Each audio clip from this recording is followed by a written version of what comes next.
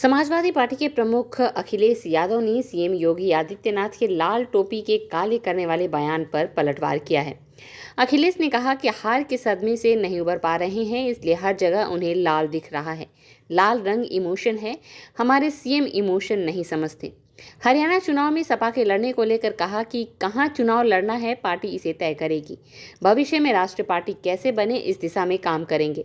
अखिलेश ने आगे कहा कि महंगाई, बेरोजगारी बढ़ी है, पर वो नहीं बोलेंगे, सिर्फ लाल रंग दिखाई पड़ रहा है।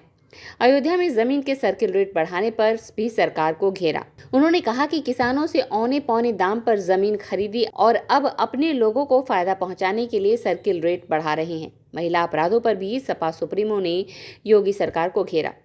देश में पैगंबर इस्लाम बिल की मांग पर अखिलेश ने कहा कि किसी भी धर्म का अपमान नहीं होना चाहिए। हमारे मुख्यमंत्री को देखिए, बांग्लादेश को लेकर चिंतित हैं। स्ट्रीट बस के लिए कन्नौज से पंकज कुमार श्रीवास्तव की रिपोर्ट।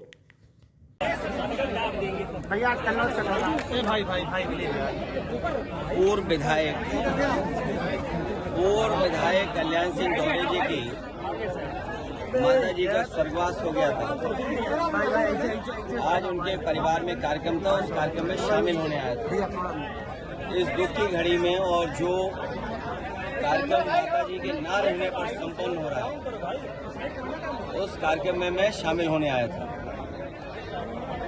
ये कन्नौज क्षेत्र और इनका गांव और आसपास का क्षेत्र हम लोगों के लिए नया नहीं है।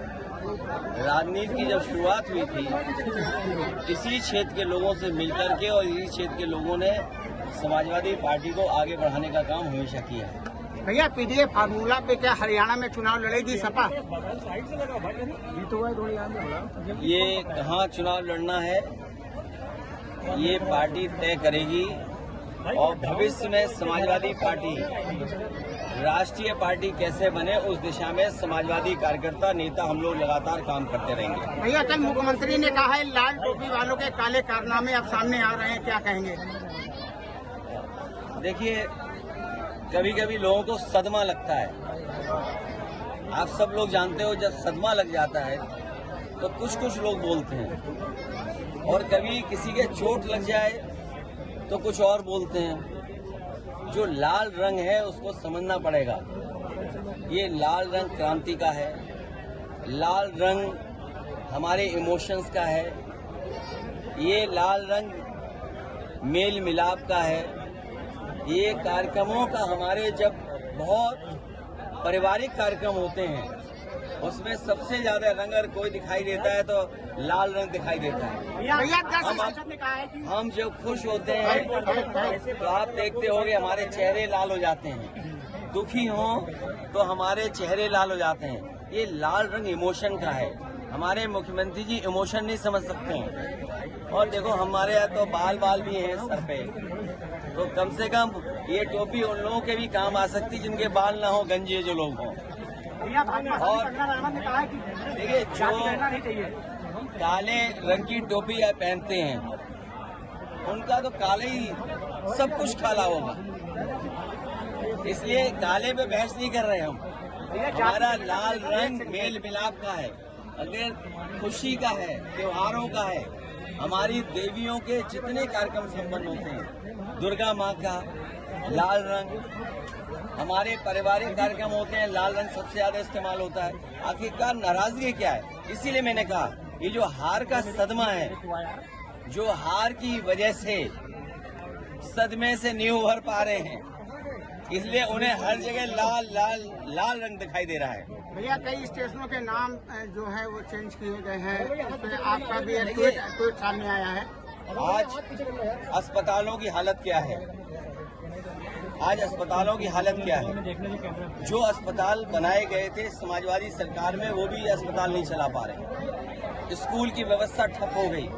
बच्चों को जो फल मिलते थे वो नहीं मिल पा रहे हैं। खाना जो स्वादिष्ट मिलना चाहिए वो नहीं मिल पा रहा है। ड्रेस नहीं, कपड़े नहीं, उनके पास पढ़ाई के लिए कोई इंतजाम नहीं।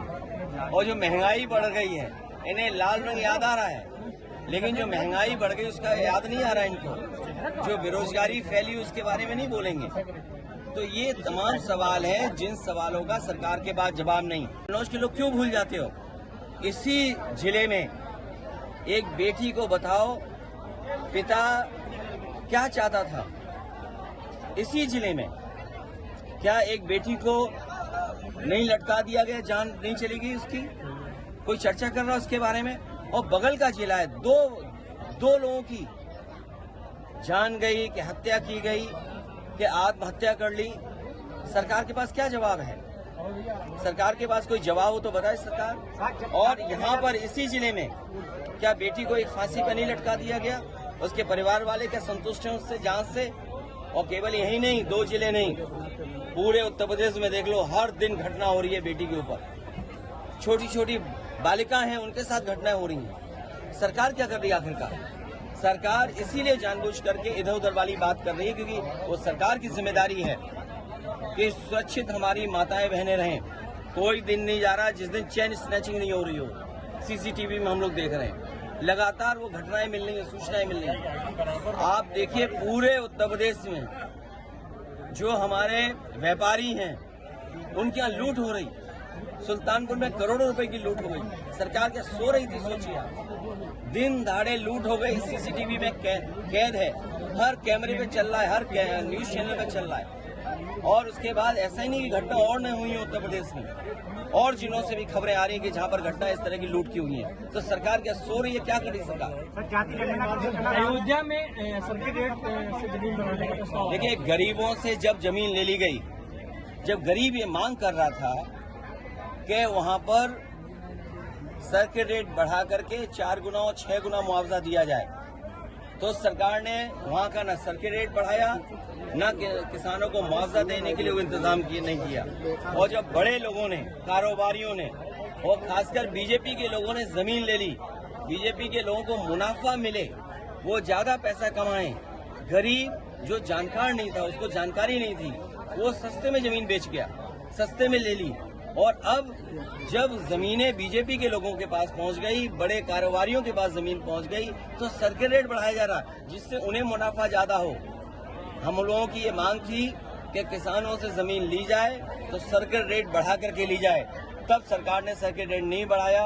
गरीब हमारा किसान वो समझ नहीं पाया, उसकी जमीन जब बीजेपी वालों ने दूसरों को बिकवा दी, खुद खरीद ली, उसके बाद उनको मुनाफा पहुंचाने के लिए सर्किट रेट बढ़ाया जा रहा है। मैं इस पर कुछ नहीं कहूँगा। इसमें बीजेपी के लोग अपनी सफाई दें। और याद रखना, बीजेपी वाले कई बार रणनीति अपनाते हैं कि अपने लोगों से कुछ ऐसी बात कहलवाते हैं। पैगंबर इस्लाम दिन लाने की मांग की गई है कि हजरत मोहम्मद का। मैं आपसे कह रहा हूं कि किसी भी तरह का धार्मिक, किसी भी धर्म का अपमान नहीं होना चाहिए। हमारे मुख्यमंत्री को नहीं देखा, बांग्लादेश में चिंतित हैं, देश के प्रधानमंत्री को चिंतित होना चाहिए। और जब देश की सरकार ये कहती है कि पॉलिटिकल पार्टीज जवाब न दे जनता में, अपने विचार न रखें, क्योंकि ये सरकार के जिम्मेदारी बनती है, वो लिहाज विपक्ष के लोग कर रहे हैं, लेकिन ये लिहाज भारतीय जनता पार्टी के लोग नहीं कर रहे हैं। सरकार इनकी, प्रधानमंत्री इनका, विदेश मंत्री इनका, तो किसने रोका है कि सुरक्षित न लोग रहें? जिम्मेदारी किसकी? और विपक्ष को कहा जाता है कि फॉरेन मैटर्स पे आप कुछ बोल नहीं सकते। हिमाचल प्रदेश में मुख्यमंत्री और सैलरी लेना बंद कर दी है। राहुल गांधी का जो खटाखट फार्मूला था, अब तो सैलरी लेना बंद कर दिया भाई। जीएमडी नीचे, चलिए, पत्रकार साथियों का भी बहुत धन्यवाद।